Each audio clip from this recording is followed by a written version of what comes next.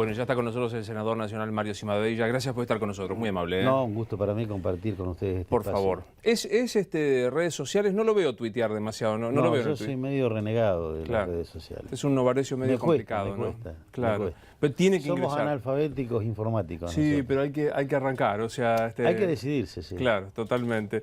Bueno, recién hablábamos y lo presentábamos en los títulos, no aparece todavía la Presidenta de la Nación, hoy técnicamente reasume. La información extraoficial es que está reunida con Oscar Parrilli. ¿Qué sensación le da esta suerte de, no sé, todavía misterio con la figura de la Presidenta? Yo creo que no es la manera de manejar la información sobre la salud de la Presidenta, ¿no? Todo el mundo está expectante en qué es lo que pasa con su salud, este secretismo en el que envuelven muchas veces no solo la salud del presidente, sino muchas de las actividades que realizan, creo que no es bueno ni es saludable para una república, ¿no? Y todos deseamos que vuelva, Pero claro, que reasuma, que cumpla su mandato, que ejerza, que evidentemente su ausencia demostró cómo se disolvió esta unidad, más allá de la crítica que uno puede hacer, pero de gestión. Pero la pregunta es, ¿por qué no aparecer una imagen, no? Esto es lo extraño, ¿no? Es decir, realmente además pasa acá nada más. Es decir, me hace acordar un poco a Chávez, ¿no? Cuando no sabía si estábamos enfermos, estaba bien, estaba mal, en qué estado estaba su salud. Todo un secretismo que no tiene ningún sentido, por otra parte. ¿Y a qué lo atribuye usted? ¿A una especulación política? ¿A qué le parece que es esto? Realmente no sé a qué atribuirlo. Creo sí que hay un mal manejo de la información pública, seguro. Y a qué atribuirlo realmente no lo sé, no lo sé. ¿Cómo se imagina estos 2 años de transición, de conclusión del mandato de Cristina? Y van a ser años complicados, es decir, si uno observa la situación actual del país, con un desempleo creciente, con un aislamiento en el mundo muy grande, con una inflación como la que hay, con los temas que no son menores como la inseguridad o el narcotráfico, y en un clima de crispación política que el oficialismo se encarga permanentemente de avivarlo, yo creo que va a ser complicado. Creo que hay una responsabilidad mayúscula del partido de gobierno. Yo cuando hablo del partido de gobierno hablo del PJ en su totalidad, ¿no? No pueden vivir sometiendo a la sociedad a sus diferencias internas. Alguna vez van a tener que dirimir sus diferencias internas dentro de la frontera de su propio partido. La política argentina está llena de tránsfugas. A ver, una vez a Borocotó lo tildaron de tránsfuga porque se cambió de partido. Bueno, yo pregunto, ¿qué es Massa? Sino un tránsfuga. ¿Qué Das Neves en mi provincia sino un tránsfuga?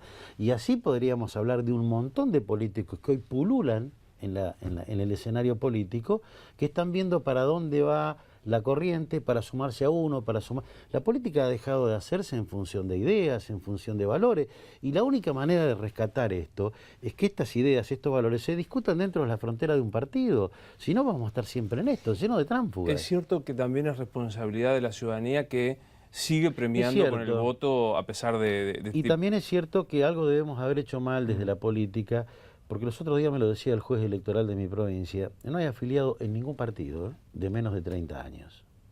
Cuando hay un retraimiento tan grande de la juventud, evidentemente algo estamos haciendo mal desde la política, ¿no? Hoy la política, vuelvo a repetir, no es la discusión de valores, no es la discusión, es todo marketinero. Vender un candidato es como vender una cerveza. Yo observaba los debates preelectorales que se daban, iban a desarrollar un guión. Sí. No iban a confrontar, se aprendían un libreto, un guión, y eso era lo que desarrollaban. No había idea, no había confrontación. Y cuanto más híbrido fuera la declaración, mejor era. O sea, en eso el especialista creo que es Macri, ¿no?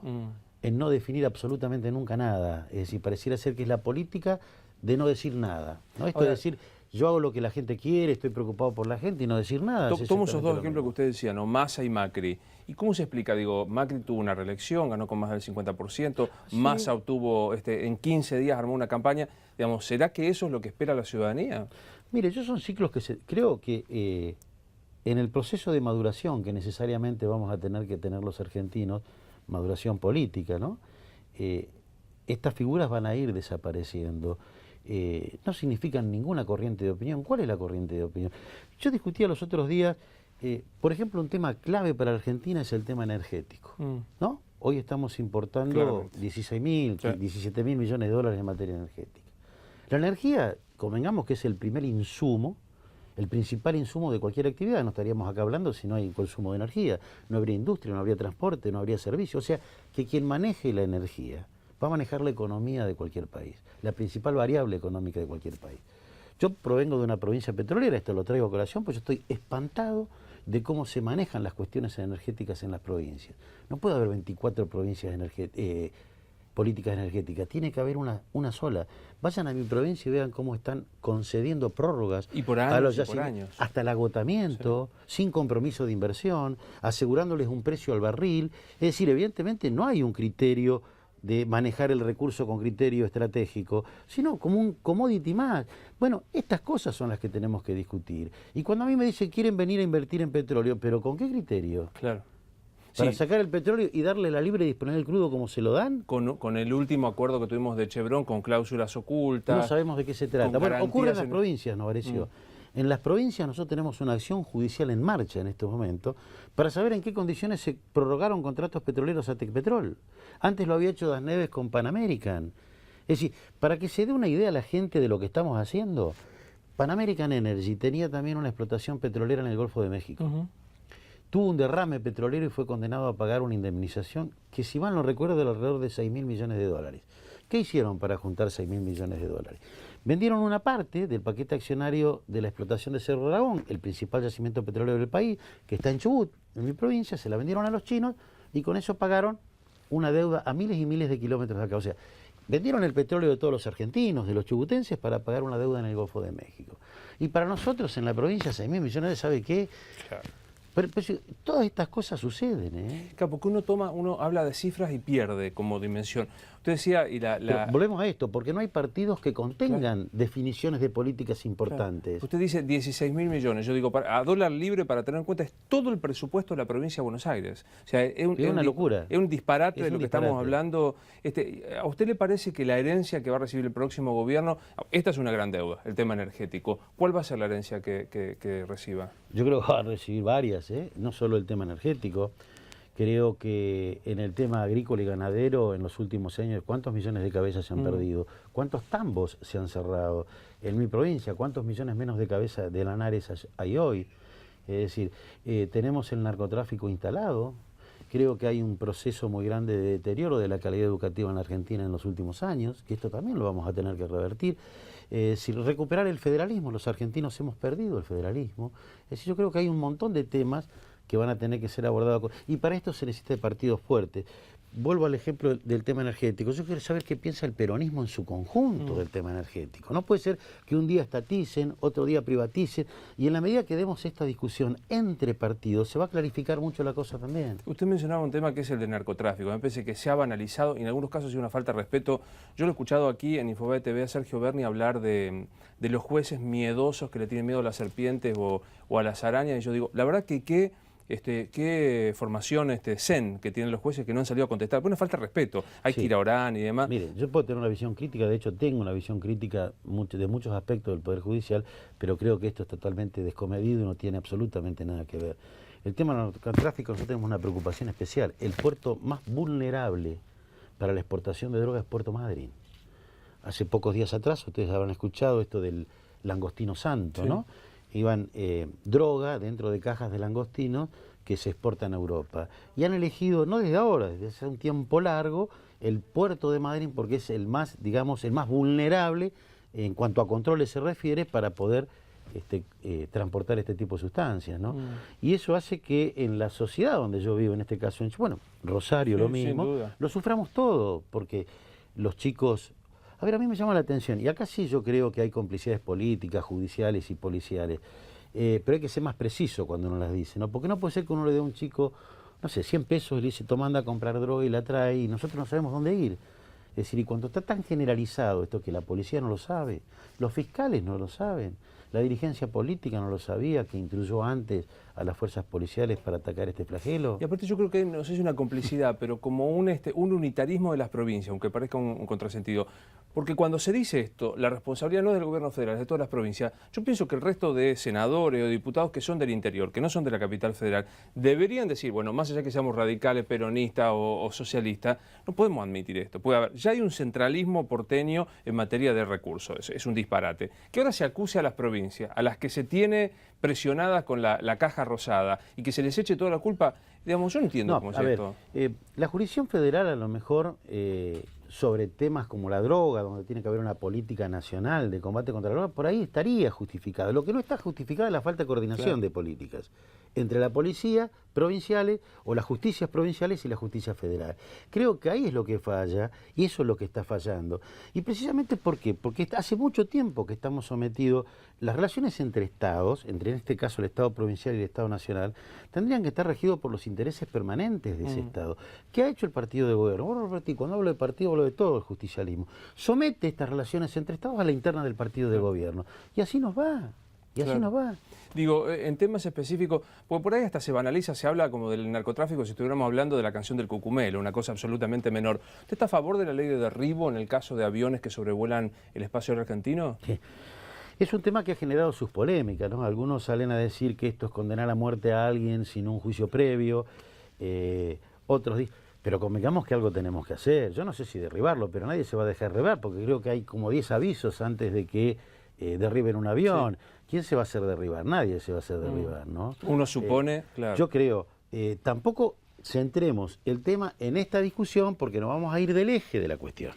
Argentina no está radarizada, las fronteras no están controladas. No quedemos discutiendo solo el tema del derribo, que puede ser uno de los aspectos, entre otros muchos más complejos y más importantes. Este es el tema. Sí. Yo creo que hoy el problema está, no tenemos controles en las fronteras, no tenemos radarizado el país, todo el mundo sabe la cantidad de aviones que entran. Es decir, hay un montón de temas que abordar y yo no quisiera quedar enredado en la discusión de un aspecto y de ese aspecto a lo mejor un tema menor. Sí, totalmente. ¿Qué es eso? Hablemos de algo que no parece un tema menor, al menos los dos creo que estamos convencidos que el Código Civil y el Código de Comercio unificados es una necesidad. Desde Vélez Sarsfield y salvo en el 68 con Borda no había una reforma integral. ¿Cómo está viviendo esto? De golpe el apuro fenomenal para sacar el código antes del 26 de noviembre. Es lo que decíamos recién, ¿no? Que en una semana nos traigan un dictamen, nos tiren un dictamen por la cabeza, que no sabemos con quién está discutido. Si no nos den la oportunidad, incluso de nosotros invitar juristas, tratadistas que pueden hacer aporte, u otros sectores de la sociedad, no solo del derecho, nos preocupa. Nos preocupa cómo están eliminando la responsabilidad del Estado y los funcionarios, si este dictamen llega a salir.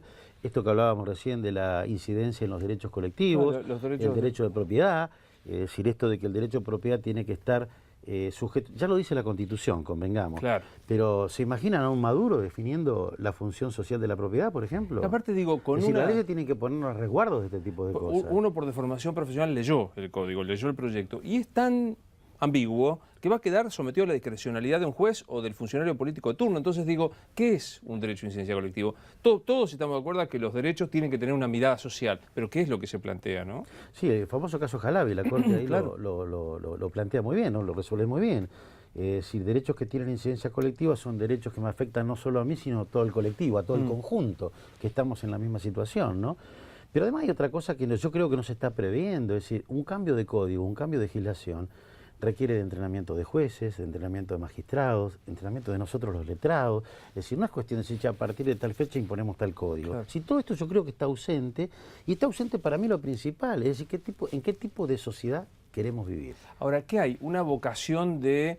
la Presidenta cuando recibió el proyecto de manos de Kemel Maher y de Lorenzetti dijo, me siento Napoleón. ¿Hay una vocación de pasar a la historia de algunos? Yo creo que sí, que esto va a ser parte del relato. Si uno observa lo que el gobierno viene diciendo con varios temas, ¿no? Nosotros hemos sancionado la asignación universal por hijo, pero era un tema que toda la corporación política estaba de acuerdo. Es más, insistimos que sea por ley y no por decreto, para no quedar un beneficio tan importante sujeto a la voluntad de una sola persona. Hemos ampliado derechos porque hacemos votar a los 16 años, hemos ampliado derechos porque tenemos una ley de matrimonio gay. Y bueno, y recién lo hablábamos antes, la ley de matrimonio gay podría haber sido una ley mejor porque nadie estaba en contra de que esto se reglamentara. Y ahora van a salir en ese reto, hemos modificado el Código Civil y el Código Comercial. Eso sí, ¿qué Código Civil y Comercial nos va a quedar? No lo sabemos todavía. La diputada Laura Alonso el viernes estuvo acá y dijo que había algunos sectores de la oposición que querían quedar en la historia y que querían levantar la mano para que en el relato histórico se dijera participó de la comisión redactor. ¿Puede que suceda esto? Yo no creo que realmente si uno asume con responsabilidad la función que le toca, uno no viene acá por esto. Uno trata por lo menos de hacer un aporte desde su modesto punto de vista, de hacer un aporte en cualquiera de los temas que le guste debatir. Obviamente, a veces el paso por el Parlamento hace que nos toque discutir temas que después son trascendentes, ¿no? Y si no, pregúntenle a Cobo. Claro. con la 125, digamos, ¿no? Pero nadie viene por eso para pasar a la historia. Bueno, a lo mejor nos toca que en un determinado momento, un determinado tema, luego descolla en la opinión pública, digamos, ¿no? Pero yo creo que no, yo creo que más en estos temas tenemos que estar con mucha responsabilidad. Así como está, y a las atropelladas, ¿usted y su bloque están decididos a votarlo o no votarlo? No, nosotros por lo pronto no nos hemos reunido todavía porque estamos analizando este dictamen, que todavía no lo conocemos en realidad a fondo, ¿verdad? Pero sí creo que ya por lo que ha trascendido haremos nuestro dictamen en disidencia, en minoría, en disidencia con lo que está proponiendo el Poder Ejecutivo. Ni siquiera en general la idea es acompañarlo. Nosotros estamos esperando también que venga Lorenzetti, que trabajó mucho en este código, porque desde lo que vino del Ejecutivo poco tiene que ver en algunos temas con lo que mandaron quienes trabajaron en el código original. Por ejemplo, este tipo de reuniones permite sacarnos todo este tipo de dudas, ¿no? Sí, y escuchar, porque digo, no todos tienen que ser conocedores del purismo técnico y saber de qué se trata. Ahora, la información, no sé qué escucha usted en el Senado, es que antes del 26, es decir, en 8 días, tiene que estar el dictamen. Sí, lo hacen siempre, ¿eh? Lo han hecho en otros proyectos de ley, antes de tal fecha tiene que estar el dictamen, no importa qué se diga, qué no se diga, o sea, como que los que van a ir a exponer, o nosotros que queremos hacer aporte, es inútil, ¿no? Pues ya tienen decidida la cuestión. ¿Y tienen número? Tienen número, tanto en diputados como en senadores. Por lo cual es probable que el Código Civil salga casi a libro cerrado, creyéndose Vélez Sarsfield. Es muy probable. Han trabajado un montón de juristas en el tema, pero ha pasado por el filtro del Poder Ejecutivo, que le ha sacado y le han enmendado lo que ha querido, y eso es lo que va a salir. Hablemos un poco de su provincia, que usted lo mencionaba. Das Neves parece haberse encolumnado con Sergio Massa. Desde el sector opositor, ¿cómo lo ve esto? Mire, es típico en Das Neves, y lo que no ha tenido nunca es contención en ningún partido ni contención ideológica. Mire, hace 45 días, 50 días, Das Neves estaba prometiéndole su apoyo a Scioli. Después Massa saca su candidatura y le promete el apoyo a Massa, pero para todo esto antes había sido vicepresidente de Duhalde y además un seguidor acérrimo de Kirchner. Antes había sido de la... Es decir, fue por un partido provincial fuera de su partido. Das Neves no tiene contención ideológica, ¿eh? Es un gran oportunista que ve siempre para dónde calienta el sol y ahí se pone. Él ha votado las leyes menemistas como diputado, después lo ha criticado. Es decir, él ha sido cómplice de esta pérdida del federalismo a la que hablábamos recién, porque él era gobernador durante la gestión de Kirchner y acompañaban sus legisladores, por ejemplo, todas las leyes impositivas que no se coparticipaban, que llevó a que Nación se quedó hoy con casi el 80% de lo que se recauda impositivamente. Yo me aburro de citarlo. Y además yo no sé con quién va a estar dentro de 5 meses, porque si a Massa le va mal o tropieza, puede estar con... Por eso digo, mientras en los partidos no discutamos qué queremos hacer con cada tema, estos tránsfugas capaz que sigan teniendo éxito electoral. Miremos hacia el 2015 en su partido. ¿Le parece que hay una nueva expectativa? ¿Cómo se encolumna usted dentro de lo que ha pasado después del 27 de octubre? A ver, mire, si usted me pregunta a mí, vos con quién estás, lo primero que nos preguntan. Yo voy a acompañar a Ernesto Sanz. Yo creo que es un hombre que tiene las condiciones para ser presidente de la Nación. Y esto no es una descalificación a Cobos, a quien creo también un dirigente con capacidades para hacerlo, que está incluso quizás mejor instalado que Sanz en la sociedad, pero todavía queda para el 2015. Y creo que el radicalismo tiene o tendría que fijarse algunas prioridades ante la sociedad. El tema energético, el radicalismo ha sido un tema que siempre lo ha conmovido, desde Irigoyen hasta acá. Yo recuerdo siempre que los radicales fuimos los que luchamos por la nacionalización de los yacimientos de hidrocarburos, eso le costó la presidencia de Irigoyen. Fue Mosconi el que diseñó los grandes rasgos de la política energética radical, esto de que los recursos energéticos tienen que ser tratados con criterio estratégico y no económico, el recurso energético tiene que servir para desarrollar la economía, no para ganar plata como si vendieran un commodity. La justicia, ¿qué vamos a hacer con la justicia? Este es un tema que el radicalismo tiene que discutir. Si yo no quiero una justicia que termine siendo siempre complaciente con el poder de turno, que terminen condenados 25 años después de que se vayan del poder.